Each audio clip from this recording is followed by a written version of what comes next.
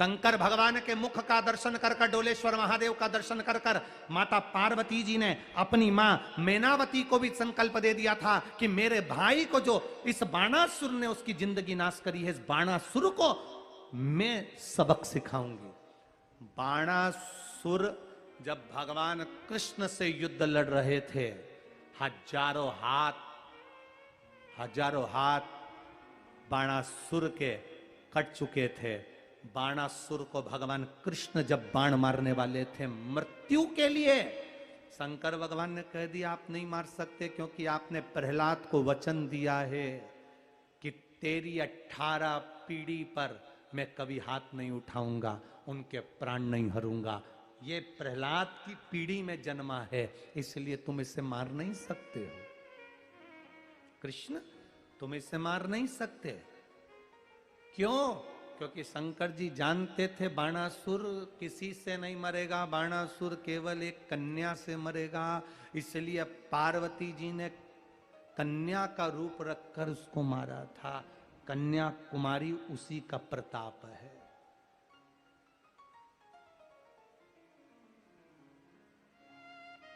अर्धकुमारी उसी का प्रताप है। कन्या का रूप लेकर मारूंगा।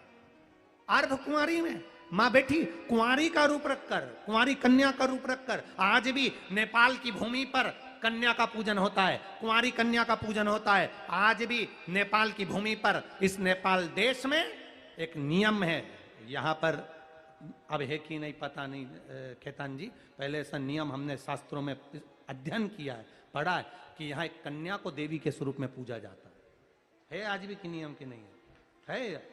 यहाँ कन्या को देवी के स्वरूप में पूजा जाता है। छोटी सी कन्या जो रजो धर्म से नहीं आती, छोटी सी कन्या, उसको देवी बनाया जाता है और उसकी आराधना करी जाती है, पूजन करी जाती है, चरण पूजन करी जाती है। कौन ने कहा कि यहाँ नेपाल की भूमि पर कन्या के पूजन का प्रमाण क्यों आया? क्योंकि माता पार्वती जी बैठी उस डोलेश्वर की भूमि पर शंकर भगवान की आराधना करने के लिए, एक तक होकर शिव की आराधना में मां जगत जननी पार्वती बैठ गई। तब देवाधिदेव महादेव आए, पार्वती से कहा बाणासुर को तुझे मारना है। पार्वती कहती है मैं कैसे मार सकती हूं? पार्वती, बाणासुर ने वचन मांगा था मैं किसी से नहीं मरूं कन्या के सिवा। कन्या में इतना बल नहीं होता कि वो असुर को मार दे, राक्षस को मार दे। पार्वती जी ने एक कन्या का रूप धारण करा और कन्या का रूप धारण कर कर पार्वती जी ने जो बाणासुर को भगवान कृष्ण ना मार सके, जो बाणासुर को महादेव ना मार सके, वो बाणासुर को स्वयं पार्वती जी छोटी सी कन्या का रूप धारण कर कर उस बाणासुर का संहार कर देती है। तो वो डोलेश्वर में जाकर बैठकर कन्या बनकर प्रकट हो जाती है।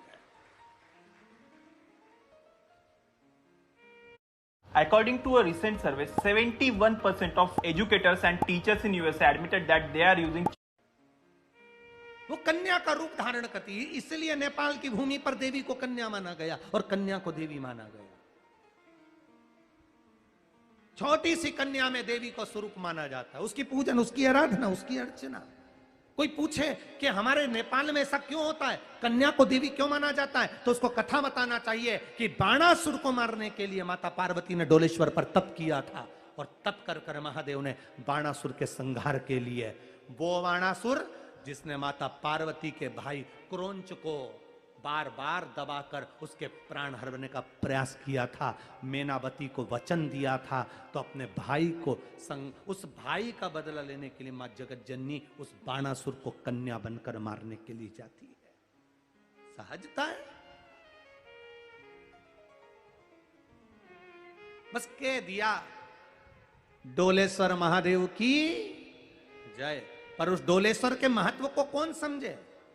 क्यों हमारे यहाँ कन्या का पूजन होता है नेपाल में? क्यों कन्या में देवी मानी जाती है नेपाल में? क्यों उसकी पूजन होती है नेपाल में?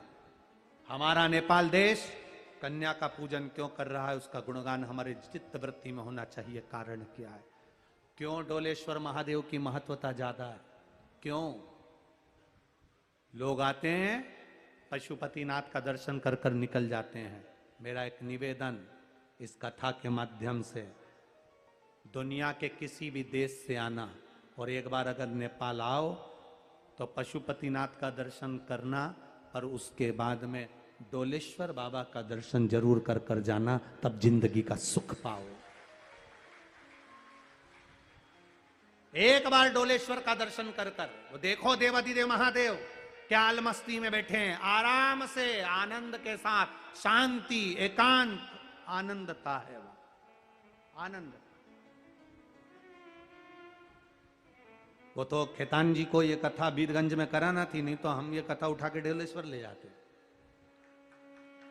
इस कथा को हम डोलेश्वर ले जाते। वो तो ये कथा खेतान जी को बीरगंज वालों के लिए कराना थी कि हमारा बीरगंज का लोग सुने, नहीं तो उठा कर ले जाते हम इसको डोलेश्वर। हम कह देते खेतान जी को, स्वामी जी से कह देते हम तो कि इसको ले चलो वहां डोलेश्वर की धरा पर, महादेव के चरणों में सुनाया जाए।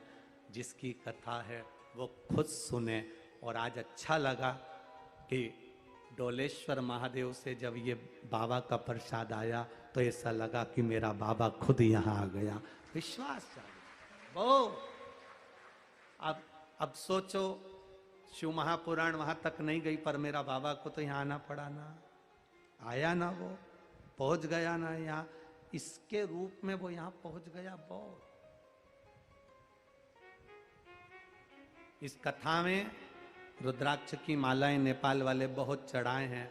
हमारे यहाँ भी कुबेरेश्वर धाम पर जब से 17 तारीख से यहाँ कथा चालू हुई, हमने भी सोच लिया था 17 तारीख शिवरात्रि का दिन रहेगा, जो मासिक शिवरात्रि आती है 17 तारीख को थी, तो हमने भी सीहोर में खबर करवा कर कह दिया यहाँ डोलेश्वर कथा चालू हो, वहाँ रुद्राक्ष का वितरण सुबह 10 से शाम 5 बजे तक चालू कर दो, साल भर बांटते हैं। अब लोग साल भर में कभी भी, आप लिख लेना 17 मई को चालू हुआ है तो अगली 17 मई के बीच में कभी भी आप सीहोर आएंगे, कुबेरेश्वर धाम पहुंचेंगे, सुबह 10 बजे से 5 बजे तक कभी भी पहुंचोगे, बाबा का प्रसाद अमृत तुल्य जो रुद्राक्ष कंकर शंकर की धरा का है, जिसको पानी में गलाकर शिव जी को चढ़ाकर पिया जाता है, किडनी लीवर कैंसर आदि कादिक में लोगों को लाभ होता है। गले में एक माँ ने लिखा है, मेरी बेटी सीहोर का रुद्राक्ष पहनी थी और उसका एक्सीडेंट हो गया, पूरी गाड़ी खल्लास हो गई। कहाँ कोई बैठी है माँ जिसने पत्र लिखा था, जिसकी लड़की की पूरी गाड़ी समाप्त तो हो गई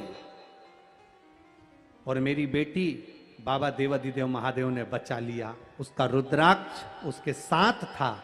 ये शिव तत्व है महाराज, ये ओघड़ी का तत्व है, उसको पहचानो। और केवल रुद्राक्ष लेकर नहीं, जब तुम सीहोर के कुबेरेश्वर धाम पर जाओ, कुबेरेश्वर धाम की धरा पर जाओ, वहां बैठकर कंकर शंकर की भूमि पर 108 बार श्री शिवाय नमस्तुभ्यम बोलकर अपने दिल की बात कहकर बाबा से पाथरी पूजन कर कर, कंकर शंकर की पूजन कर कर जब वापिस आओ, बैग मत खोलना, 3 महीने तक बंद ही रहने देना। 3 महीने में बाबा तुम्हारे मन की अभिलाषा पूरी करेगा, वही बैग लेकर